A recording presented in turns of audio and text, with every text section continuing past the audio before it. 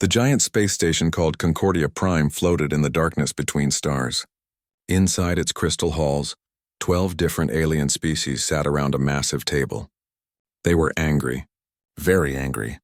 Representative Veltar slammed his fist on the table. He had 4 eyes and all of them were burning with rage. His blue skin had turned purple with anger. "The humans have gone too far this time," he shouted. The other aliens made different sounds of agreement. Some buzzed like insects. Others honked like strange birds. A few made clicking noises with their teeth. "Tell us what they did now," said Prime Chancellor Kyrex. He was tall and silver, with smooth skin like metal. He had no mouth that anyone could see, but his voice came from somewhere inside his head. Veltar stood up and pointed at a big screen. Pictures of human settlements appeared. "Look at this. They built mining stations in 17 star systems. 17, and they never asked for permission. Not once." The aliens gasped and made shocked noises. "But that's not all," Veltar continued. "They changed 6 whole planets without asking anyone.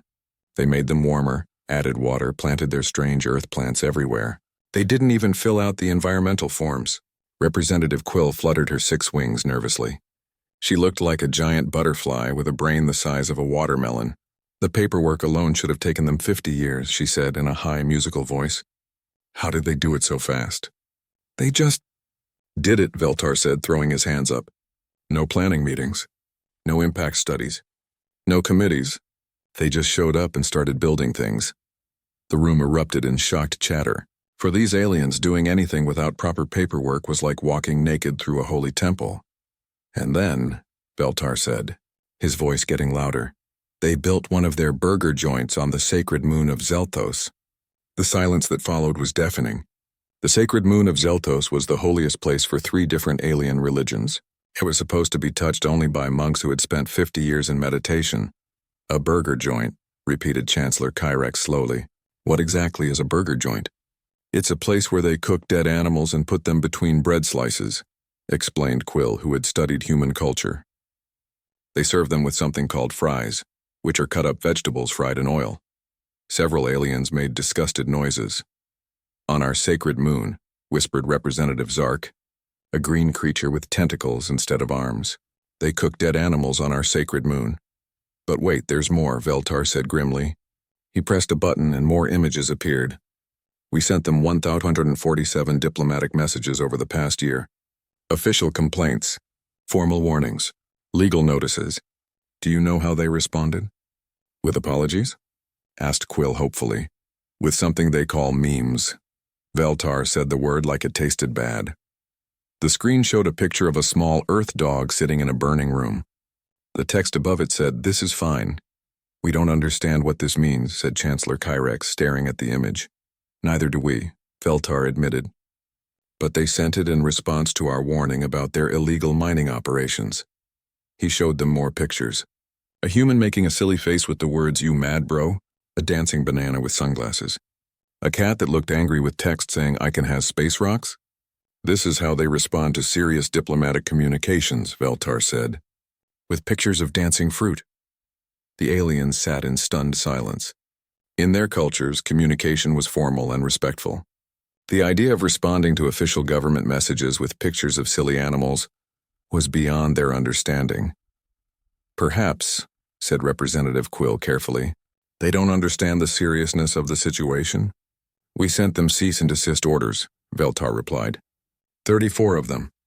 They responded with a video of a human child laughing while riding something called a space cow. We don't even know what a space cow is. Chancellor Kyrex stood up slowly. His silver skin gleamed under the station's lights. "Fellow representatives, it is clear that the humans do not respect galactic law. They do not respect our authority. They respond to our serious concerns with dancing fruit. What do you propose we do?" asked Zark, his tentacles writhing nervously. "There is only one option left," Chancellor Kyrex said solemnly. "We must declare war on humanity." The vote was unanimous. All 12 species agreed. The humans had to be stopped. Meanwhile, light years away on Earth, Daehyun Park sat in his small apartment in Neo-Seoul. The city stretched out below him, full of flying cars and tall buildings covered in gardens. But Daehyun wasn't looking at the view. He was completely focused on his virtual reality game. In the game, he was fighting space monsters with laser swords. It was the best part of his day. Work at the electronics factory was boring, but here in the virtual world, he was a hero. His communication device beeped. A message had arrived marked urgent, galactic importance. Dae-hyun glanced at it without pausing his game. The message was from something called the Galactic Council. It had a lot of big words about declarations and military action and immediate surrender. Spam, he muttered, and deleted the message without reading it. Don't these people know I'm busy? He went back to his game, where he was about to fight the final boss. The fate of the virtual galaxy depended on him. Above Earth, similar scenes played out on space stations and colonies throughout human space. The war declaration arrived on millions of devices. Most people deleted it without reading. Others thought it was some kind of joke or advertising. Admiral Jin Woo Kim was having his morning coffee on the orbital defense platform above Mars when the message arrived. He read it while eating a donut. He chuckled, forwarded it to his staff with a note saying Friday entertainment, and went back to reading reports about the new asteroid mining quotas. The greatest war in galactic history had just been declared. On one side, the combined military might of 12 advanced alien civilizations. On the other side, a species that had just dismissed the entire thing as spam mail. The aliens were preparing their greatest fleet. The humans were wondering what to have for lunch. It was going to be an interesting war. 3 days after the Galactic Council declared war on humanity, something strange happened. Nothing. The war declaration had been sent to every human communication device in known space. It should have caused panic. It should have made humans surrender immediately. It should have at least gotten some kind of response. Instead, humans everywhere continued doing exactly what they had been doing before. On the farming world of New Jeju, Mi-young Lee was harvesting neo-rice when her tablet beeped with the war message. She was standing knee-deep in a field that shouldn't exist. The planet had been a frozen rock when humans first arrived. Now it had blue skies, green plants, and singing birds that Mi-young had brought from Earth. She wiped the sweat from her forehead and glanced at the message. Galactic Council declares war on humanity for illegal terraforming, she read aloud. Then she laughed. Illegal terraforming, she said to her robot helper. That's a good one. Next they'll say breathing is illegal. She marked the message as spam and went back to work. The council had been sending her angry letters for 2 years about her unauthorized planet modification. She had a folder full of them. They made good reading during lunch breaks. In the asteroid belt between Mars and Jupiter, Tae-ho Choi was having a more interesting day. He ran Mining Station 7, a facility built inside a hollowed-out asteroid. The station was supposed to be a simple mining operation, but somehow it had grown into something much bigger. The asteroid was now connected to 47 other asteroids by a network of tunnels and bridges. Humans lived and worked throughout the belt, turning space rocks into comfortable homes. They had gardens, schools, shopping centers, and 3 different coffee shops. Today, Tae-ho was dealing with a diplomatic crisis of his own. The Zephyrians had arrived. The Zephyrians were a peaceful alien race that looked like tall blue bears with extra arms.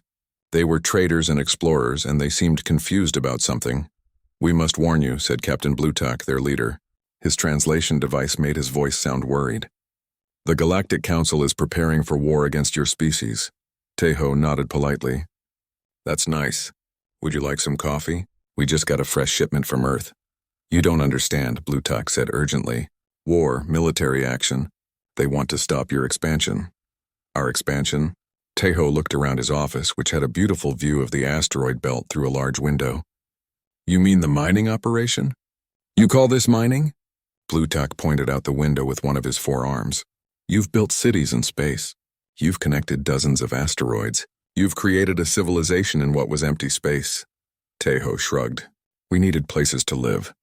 The asteroids were just sitting there doing nothing. Seemed like a waste, but you didn't ask permission from anyone. Permission from who? Tae-ho asked, genuinely confused. They're just rocks floating in space. Nobody was using them. Blutak made a sound like a frustrated sigh. The Galactic Council says all expansion must be approved by them. Never heard of them, Tae-ho said cheerfully. But hey, if they want to talk, they can come visit.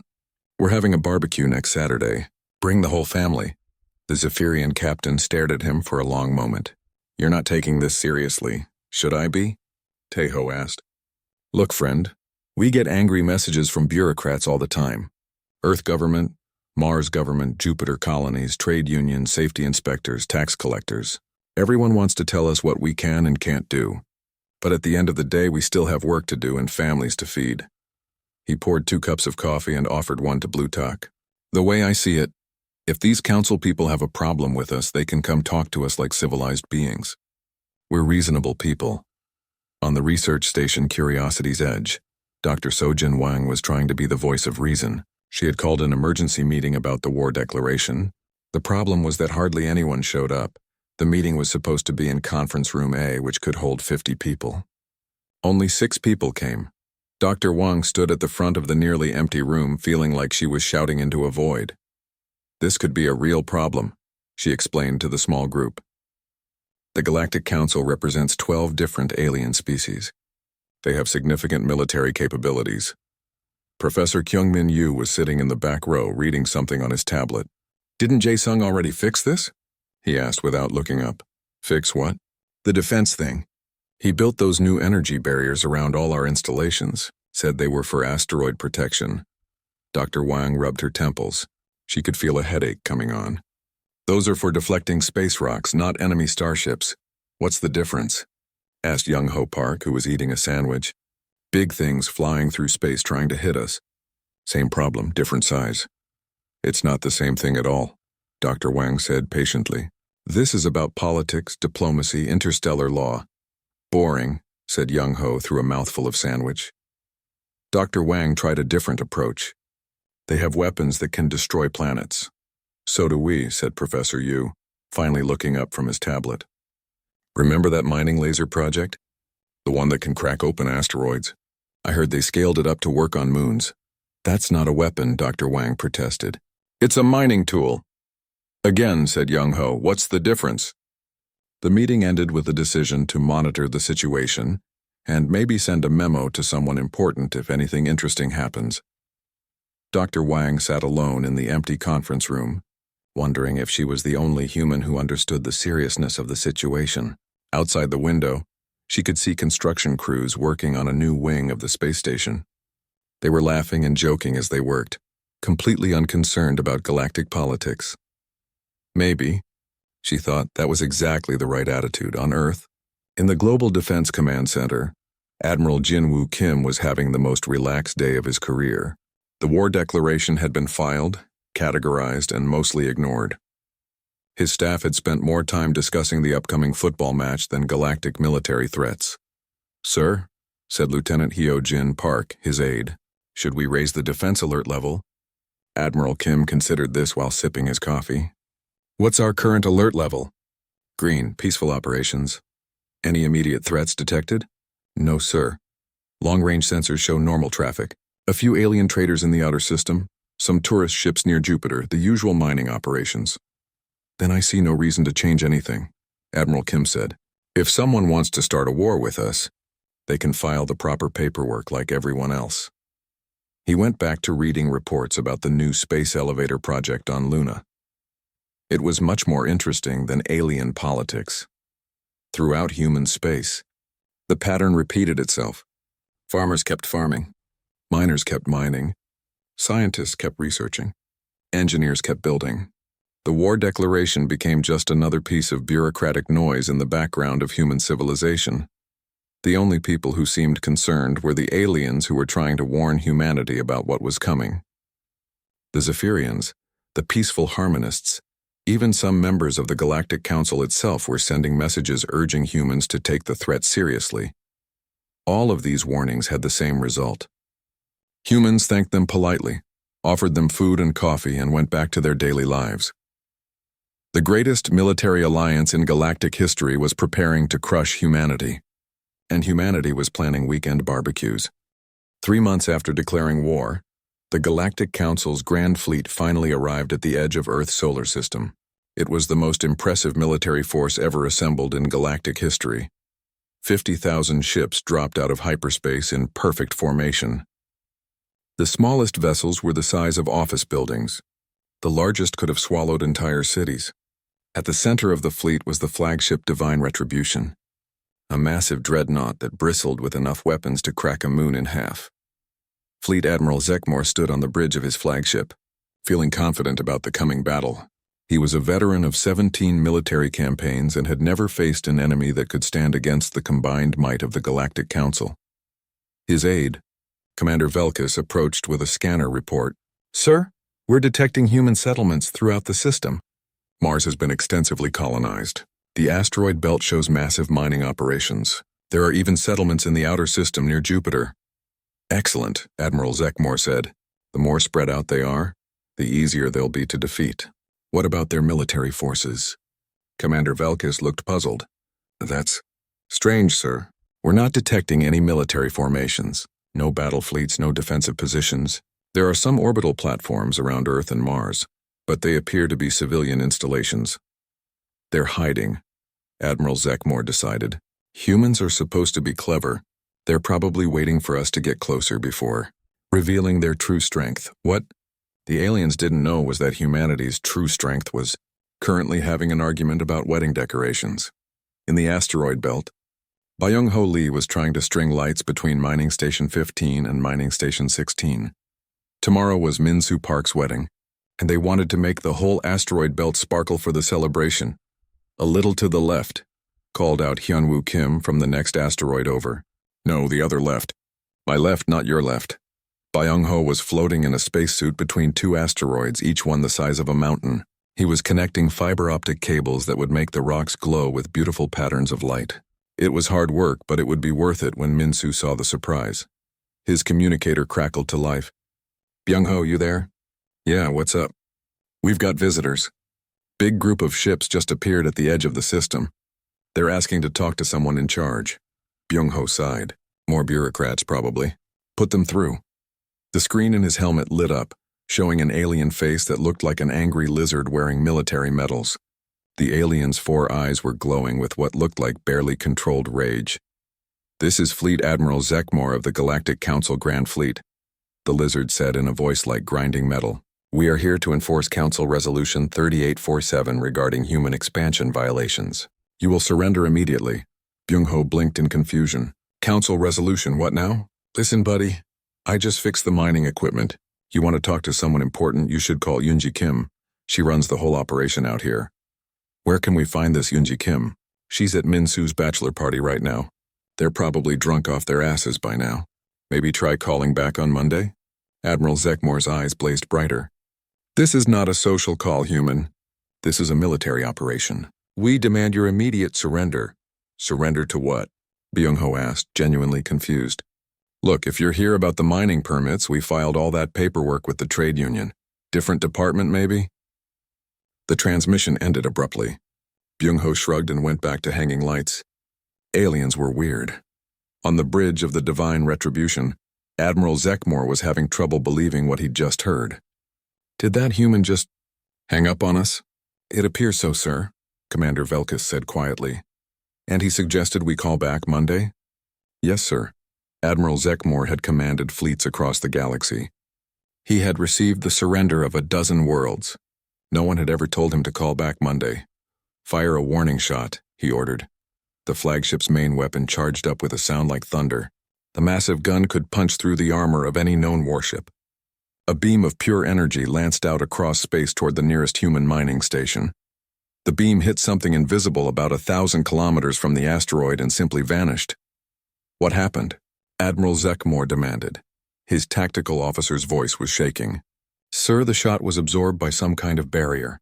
"An energy shield. One shield?" "Target a different asteroid, sir. It's not one shield. The entire asteroid belt appears to be enclosed in a defensive grid. Every shot we fire gets absorbed and channeled away." Admiral Zekmor stared at his tactical display. The humans had somehow surrounded hundreds of asteroids with an invisible energy network. It was the most sophisticated defensive system he'd ever seen. "How did they build this?" he whispered. Back on Mining Station 7, Tae-Ho Choi was watching the pretty light show on his scanner. Every few minutes, bright flashes appeared in space as the alien weapons hit Jae-Sung-An's energy barriers. Jae-Sung was an engineer who liked to solve problems. 2 years ago, he'd gotten tired of asteroids hitting the mining stations. So he'd built a network of energy projectors that could deflect space rocks. The system had grown over time. connecting more and more asteroids until the entire belt was protected. Nice fireworks, Tejo said to himself. Minsu's going to love this. He didn't know that the fireworks were actually the concentrated firepower of the most advanced military fleet in galactic history, trying desperately to break through what they thought was humanity's secret superweapon. The energy grid hadn't been designed to stop warships. It was just supposed to push asteroids out of the way, but it worked just as well on alien energy beams. Admiral Zekmore tried everything. He split his fleet into smaller groups to attack multiple points. The barriers held. He concentrated all his firepower on a single target. The energy was absorbed and redistributed across the entire network. Finally, he tried a different approach. Send in the stealth ships. If we can't break through their defenses, we'll go around them. A squadron of invisible ships slipped past the barriers and approached the mining stations. Their mission was simple: capture a human settlement and force a surrender. The stealth ships picked what looked like a small, undefended asteroid. They landed on its surface and began cutting through the metal hull with plasma torches. Inside the asteroid, alarm bells started ringing. "We've got a hull breach in Section 7, announced the computer voice. "Emergency response team to Section 7. The emergency response team consisted of 3 maintenance workers and a security guard. They arrived at the breach to find 6 alien soldiers in high-tech armor cutting through the wall. "Hey," called out security guard Du-Hyun Moon. "You can't do that here." The alien soldiers turned, raising their weapons. They expected screaming, panic, maybe desperate resistance. Instead, they found themselves facing an elderly human woman holding a cup of tea. "Oh my," said Grandmother Sun Hee-pak, who had been visiting her grandson at the mining station. "Are you here for the cultural exchange program?" Dong-Hyun Lee from the community center said we might have visitors. The alien soldiers looked at each other in confusion. Their orders were to capture strategic targets and take hostages. They weren't sure how to handle a smiling grandmother offering them refreshments. "This is a military operation," their squad leader finally said through his translator. "You are now prisoners of the Galactic Council." "How nice," said Grandmother Pak. "Would you like some tea?" "I just made a fresh pot." "And I have cookies." 30 minutes later, the most elite Special Forces unit in the Galactic Council military was sitting in a circle on the floor of an asteroid mining station, learning how to fold paper cranes while listening to stories about the old days when humans only lived on one planet. Grandmother Pak had completely disarmed them without even trying. When faced with genuine kindness and hospitality, the alien soldiers had no idea what to do. "And that's how your grandfather and I met," she was saying as she helped a confused alien warrior make a paper flower. "He was working on the space elevator project and I was running a restaurant on Luna. He came in every day for lunch and always ordered the same thing." The squad leader tried to remember his training. This was supposed to be a simple capture operation. But somehow he was now learning about human courtship rituals while eating something called kimchi that was both spicy and delicious. Meanwhile, Admiral Zekmore was receiving reports from across the solar system that made no sense at all. Every military operation was turning into a cultural exchange. His invasion forces were being defeated by hospitality. The war was 3 months old, and the Galactic Council was losing to an enemy that kept offering them snacks. What happened next would be studied in military academies across the galaxy for centuries to come. It was the most bizarre series of battles in recorded history. Admiral Zekmore decided to change tactics. If stealth didn't work, he would use overwhelming force. He split his fleet into 3 massive attack groups. One would assault Earth directly, one would capture Mars, the third would destroy the human colonies in the outer system. It should have been simple. It should have been quick. It wasn't. The first attack group, heading toward Earth, ran into something the humans called the highway. It was supposed to be a shipping lane, a series of gravitational fields that helped cargo ships travel faster between planets. What the aliens discovered was that the highway was much more complex than it looked. The gravitational streams twisted and curved through space in patterns that took years to learn. Human pilots trained for months to navigate them safely. The alien ships, designed for straight-line travel, got caught in the currents like leaves in a hurricane. Captain Woo Jin Han of the cargo ship Lucky Dragon was making his regular run from Earth to the Jupiter colonies when he noticed something odd on his scanner. "That's weird," he said to his co-pilot. Looks like someone's trying to follow us through the highway. Behind him, a squadron of alien fighters was spinning helplessly through the gravitational streams. Their pilots were screaming into their radios, begging for help as their ships were flung around like toys. "Should we help them?" asked his co-pilot. Wu Jin shrugged. "Probably just new pilots learning the routes. Remember how confused we were the first time?" He performed a perfect barrel roll through a particularly tricky section of the highway, showing off for what he assumed was his imaginary audience. Behind him, the alien fighters tumbled helplessly through space, their navigation systems completely scrambled. "See that spiral maneuver?" Wu Jin said into his recording device. He liked to make instructional videos for new pilots. "The trick is to come in at exactly 37 degrees to the gravitational gradient. Any steeper and you'll get caught in the secondary currents." The aliens listening to his transmission thought it was some kind of advanced tactical doctrine. Their military analysts would spend months trying to decode the strategic meaning of 37 degrees to the gravitational gradient. Meanwhile, the second attack group approaching Mars encountered a different kind of problem. Mars had been extensively terraformed by human colonists. The planet now had blue skies, green forests, and sparkling oceans. What the aliens didn't expect was the massive communication array that humans had built on Phobos, one of Mars's tiny moons. Every few minutes, the array broadcast human entertainment across the galaxy. Today's programming included a K-pop concert featuring the band Cosmic Dreams, a cooking show where Chef Hyejin Cho demonstrated fusion cuisine, and a documentary about space whale migration patterns. "This is psychological warfare," Admiral Zekmore declared, covering his auditory organs as peppy music blared across all communication frequencies. "They're trying to break our morale with sonic attacks." "Sir," his communications officer reported, "they're also broadcasting cooking instructions." "Cooking instructions?" "Yes, sir. Something about traditional Earth fusion cuisine using asteroid-grown vegetables. And sir, it actually smells quite good." On Mars, Chef Hyejin Cho was completely unaware that her cooking show was being watched by an alien invasion fleet. She was busy explaining how to prepare kimchi using vegetables grown in low gravity. "The key to good space kimchi," she told her audience, "is understanding how fermentation works differently in artificial gravity. You have to adjust the salt content and fermentation time." Several alien ships found themselves hovering near Mars. Their crews gathered around communication screens, taking notes about proper vegetable preparation techniques.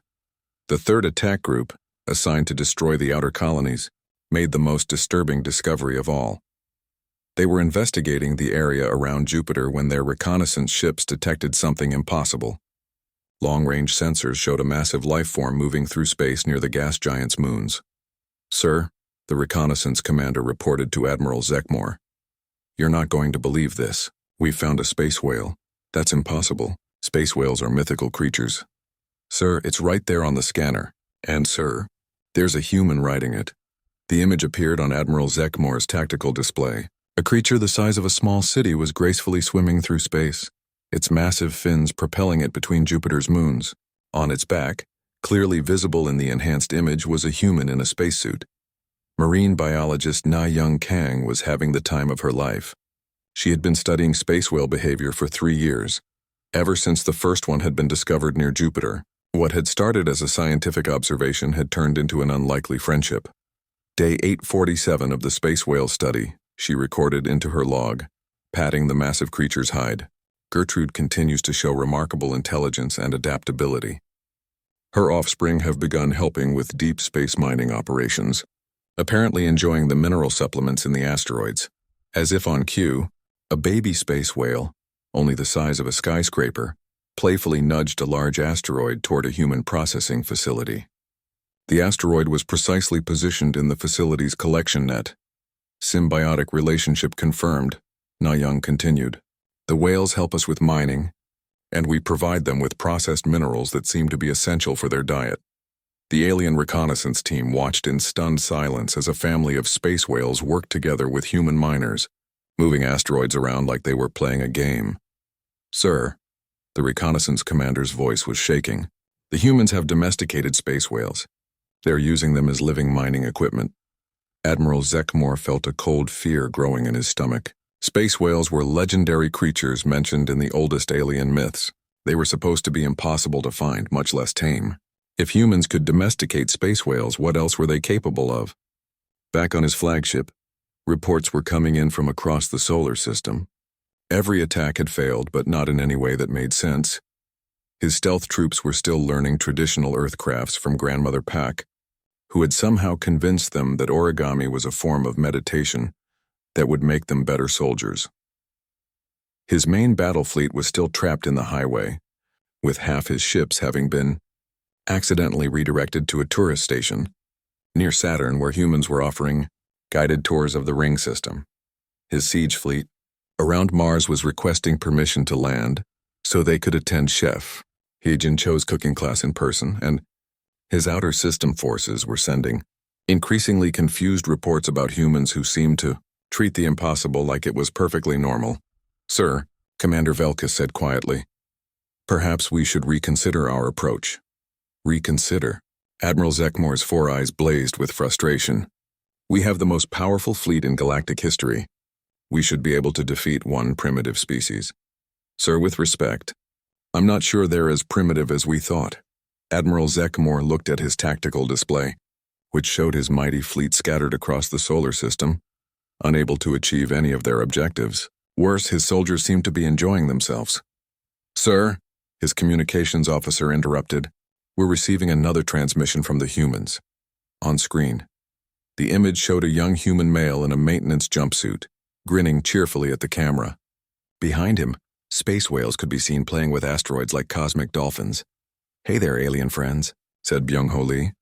"We just wanted to let you know that tomorrow is Min-Soo Park's wedding, and the whole asteroid belt is going to light up for the celebration. You're all invited. We've got plenty of food and drinks, and Jae-sung rigged up some amazing light displays.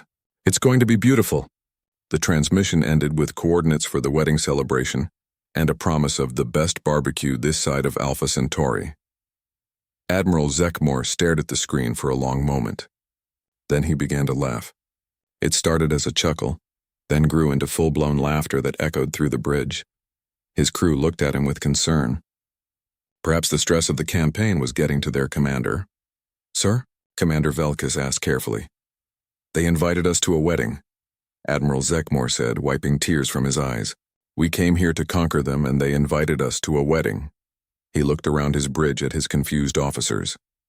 "Do you know what this means, sir?" "We're not fighting a war," Admiral Zekmore said. "We're having the galaxy's most expensive misunderstanding." 6 months after the war began, the Galactic Council faced a crisis that no military textbook had prepared them for. They were losing to an enemy that didn't seem to know they were fighting. Every battle report read like a comedy of errors. Their elite strike teams were attending pottery classes. Their siege fleets were helping with construction projects. Their reconnaissance units were learning to cook traditional Earth food. The humans, meanwhile, continued their daily lives with cheerful indifference to the massive military force trying to defeat them. On Earth, Admiral Jinwoo Kim finally decided the situation might need his attention. He had been getting increasingly weird reports from across the solar system, and his communication inbox was full of messages from alien commanders asking for recipes and craft instructions. He called a meeting with the few humans who seemed to understand what was happening. "So," Admiral Kim began, settling into his chair with a cup of coffee. "Apparently we've been at war for 6 months. Really?" asked Jae-sung-an, looking up from his latest project. He was designing a new type of space station that could transform asteroids into comfortable living spaces. "With who?" "Something called the Galactic Council. They seem upset about our expansion." Colony Coordinator Yoonji Kim frowned. "But we filed all the proper paperwork with the Galactic Trade Union." "Are they a different organization?" Dr. Sojin Wang, who had been trying to warn people about this situation for months, sighed deeply. "The Galactic Council is the political body. The trade union is the economic one. They're completely separate organizations and they don't talk to each other." "Ah," said Admiral Kim, nodding slowly. "Bureaucracy, classic. Why didn't they just say so?" "They tried to," Dr. Wang said. "They sent us over 1,000 diplomatic messages." "The memes?" asked Jae-sung. "I thought those were pretty funny. Especially the one with the dancing banana." Dr. Wang rubbed her temples. Those weren't memes. Those were our responses to their diplomatic messages.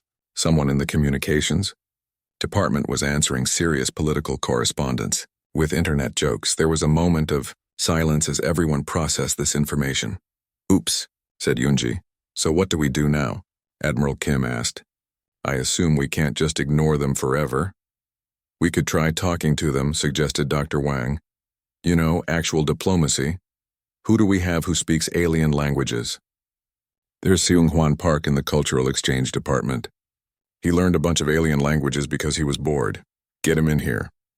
20 minutes later, junior diplomat Seung-Hwan Park sat in the meeting room, looking slightly confused about why he was suddenly important. He was young, enthusiastic, and had gotten his job because he was the only person who had bothered to take alien language courses at university.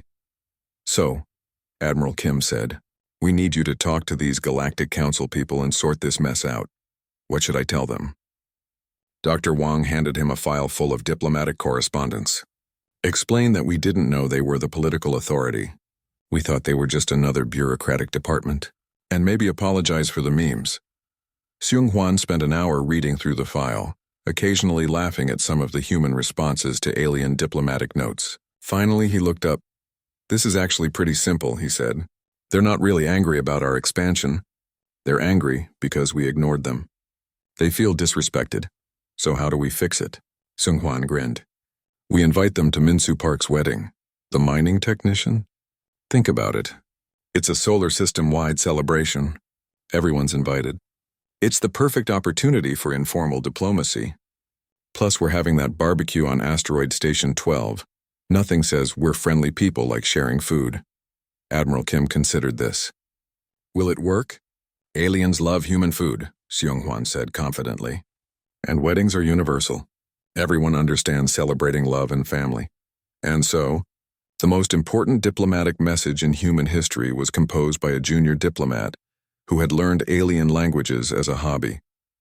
The message was simple, friendly, and completely human in its approach. Hey, Galactic Council, sorry for the confusion. We didn't realize you folks were the political guys. We've been dealing with the trade union this whole time. Thought you were just another department. Our bad. Want to meet up and sort this out? We're having a system-wide barbecue next week to celebrate Minsu Park's wedding. You're all invited. Bring the whole family. We've got food for every species and some great entertainment planned. Hope to see you there, the humans.